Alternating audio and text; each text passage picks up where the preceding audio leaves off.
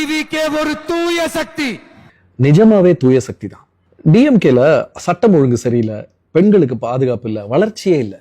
ஆனா இப்போ TVK release பண்ணியிருக்கிற அந்த வேட்பாளர் லிஸ்ட்டை பார்க்கும்போது அடுத்த 4 தலைமுறைக்கான வளர்ச்சியை தெரியுது. மாற்றம் தேவைன்னு கேட்ட ஒவ்வொரு தமிழனுக்கும் தமிழச்சிக்கும் இந்த எபிசோட நான் டெடிகேட் பண்றேன். ஆண்டிப்பட்டி திரு வி பாண்டி. எலாய் உன்னெல்லாம் ஆம்பளை பார்த்தா ஓசியா படுப்பாங்களா ஃபர்ஸ்ட் உன்கிட்ட வந்து கால ஒளி மாலை நீ ஒரு பச்சை லட்சம் வேற வச்சு வாயில வச்சு ஊறி தேனி மாவட்டம் தளபதி விஜய் மக்களுக்கு சார்பாக வேற மாதிரி பண்ணிடுவோம். நானே பார்த்து என்னுடைய வேட்பாளர்களை செலக்ட் பண்ணியிருக்கிறேன். திரு டாக்டர் என் மரியா வில்சன், நிர்வாக குழு உறுப்பினர்.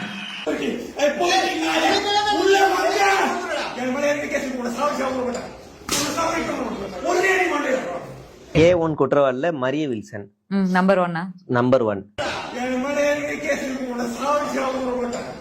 ஒரு எம்எல்ஏனா எப்படி இருக்கணும்னு நான் சொல்றேன். கஞ்சா வழக்கில் கைதாகி சிறையிலிருந்து கடந்த 10 நாட்களுக்கு முன்பு ஜாமீனில் வெளியே வந்த சந்திர காண்டிபன் என்பவர் தாவேக சார்பில் பேராவூரணி தொகுதியில் வேட்பாளராக அறிவிக்கப்பட்டுள்ளார். இவர் மீது கொலை முயற்சி, கொள்ளை, அடிதடி, ஆழ்கடத்தல் உள்ளிட்ட 10க்கும் மேற்பட்ட வழக்குகள் நிலுவையில் இருப்பதாக அப்பகுதி மக்கள் தெரிவித்தனர். ஆனா இப்ப ஜாதியின் அடிப்படையில எல்லாமே ஒதுக்குறாங்க. டிவிகேல ஜாதிங்கிற பேச்சுக்கு இடம் கிடையாது. அந்த வார்த்தையே பிடிக்காது உங்க தலைவருக்கு.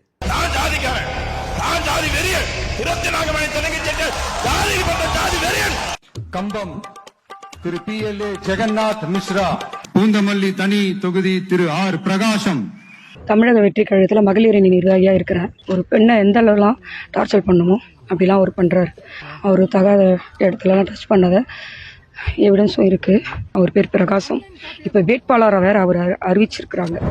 இப்போ இவங்கெல்லாம் தான் உங்க எம்எல்ஏ கேண்டிடேட்ஸ். உங்களை தேடி ஓட்டு கேட்டு வருவாங்க, நீங்களும் போடுவீங்க. மாற்றம் வேணுமே, அந்த மாதிரி நீங்க ஓட்டு போட்டு அவங்க ஜெயிச்சு நாளைக்கு எம்எல்ஏ ஆவாங்க, நாளான்னைக்கு மந்திரியா கூட ஆகலாம். இதெல்லாம் உங்க வீட்டு பெண்களுக்கு பாதுகாப்பு கொடுக்கக்கூடியதா இருக்கா?